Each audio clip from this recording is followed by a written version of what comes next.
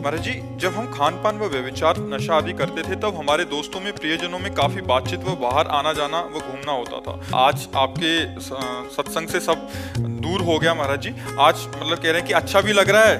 पहले दुनिया बहुत बड़ी सी लगती थी, अब केवल आप सब जन गुरुजन ये लगते हैं। तो उन लोगों द्वारा तर्क दिया जाता है कि सो चूहे खा के बिल्ली हज को चली। मतलब अच्छा है, कोई बात नहीं। जैसे नीच जन ऐसी बातें करते, क्यों हमने छोड़ दिया। आज पूरा परिवार हमारा शुद्ध, आज रसोई कोई संत जन की हम सेवा कर सकते हैं, ऐसे हो गए।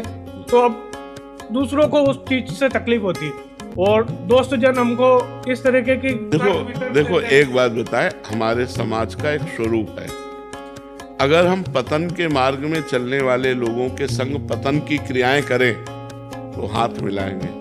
अगर आप पतन की क्रियाओं से हटोगे तो आपको आक्षेप करेंगे, उपहास करेंगे और आपको जीना मुश्किल कर देंगे। लेकिन हमको क्या करना है कि 100 लोग गलत हैं और उनमें से मैं एक सही हूं, तो मुझे लड़ना पड़ेगा 100 लोगों से, उनका उपहास सहना पड़ेगा और सच्चे मार्ग में मुझे बढ़ना होगा। ऐसा नहीं कि 100 के उपहास से मैं पीछे लौट जाऊं, ऐसा नहीं होना चाहिए। अपने को चलना और उन 100 का भी हित करना है। उन 100 का हमें उपहास, जो हमारा उपहास कर रहे हैं, हम सच्चे मार्ग के पथिक हैं। हम भगवान से प्रार्थना करेंगे, भगवान इनकी बुद्धि को शुद्ध करो, इनको सुख दो, इनको आनंद दो। हम उनका भी बुरा नहीं मनाएंगे क्योंकि हम अच्छे मार्ग के पथिक हैं, हम सच्चे मार्ग के पथिक हैं। भगवान जो आना चाहते हैं आप हमारे साथ, आपके साथ जुड़ना चाहते हैं, उनके बीच में वो रोड़ा बन रहे हैं कि बैरिकेडिंग बन रहे हैं। देखो, जो जुड़ना चाहते हैं उनके बीच में रोड़ा कोई बन ही नहीं सकता है। जो जुड़ना नहीं चाहते हैं उनको हम जोड़ नहीं सकते, और लेकिन जो जुड़ना चाहते हैं उनको कोई नहीं रोक सकता।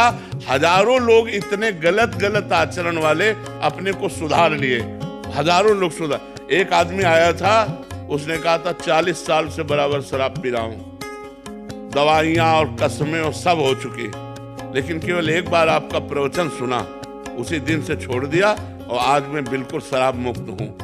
हमारे पास तब आया जब वो शराब मुक्त हो गया। तो हमें लगता है अगर आदमी छोड़ना चाहता है तो वो छोड़ देगा, छोड़ना नहीं चाहता है तो हम भी नहीं छुड़वा सकते। वो छोड़ना चाहे तो सुन के जब उसको लगा कि मैं गलत हूँ तो उसने छोड़ दिया।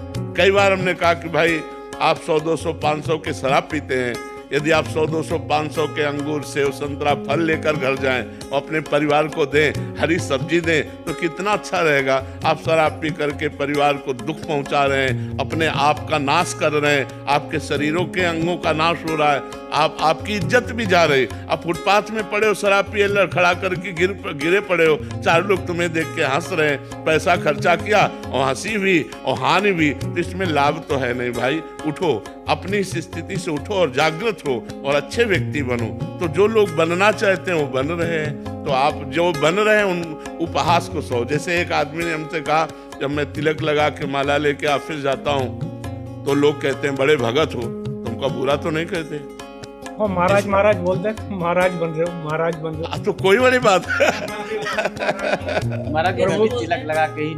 हाँ, ले, बिल्कुल इसमें डरना नहीं चाहिए। आप तो अपने मदद जैसे महाराज बनते हो। हाँ, इस प्रकार कोई बात नहीं, कम से कम बुरा तो नहीं कह रहे, बुरा तो नहीं कह रहे, अच्छा ही कह रहे। देखो, हमारा नाता भगवान से जुड़ रहे हैं कि ये भगवान के बड़े भगत बन रहे हैं, तुम बड़े भगत बन रहे हो, तो भगवान से हमारा नाता जुड़ रहे, गलत तो नहीं कह रहे हैं। हमको ये देखना है कि उपहास करने वाले हमारी कोई भी आंतरिक वृत्ति को गिरा ना पावे, इतना हमको दृढ़ रहना है और कोशिश करना है कि हम उनको गिरा दें, वो हमारे मार्ग में आ जाएं, लेकिन हम उनके मार्ग में ना जाए, तब तो ठीक रहेगा।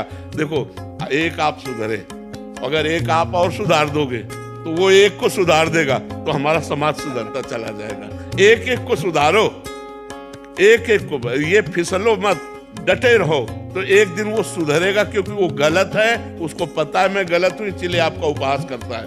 और जिस दिन वो आपका संग सही ढंग से प्राप्त कर पाया तो वो आपका दोस्त बन जाएगा। इसलिए आप हारिए मत।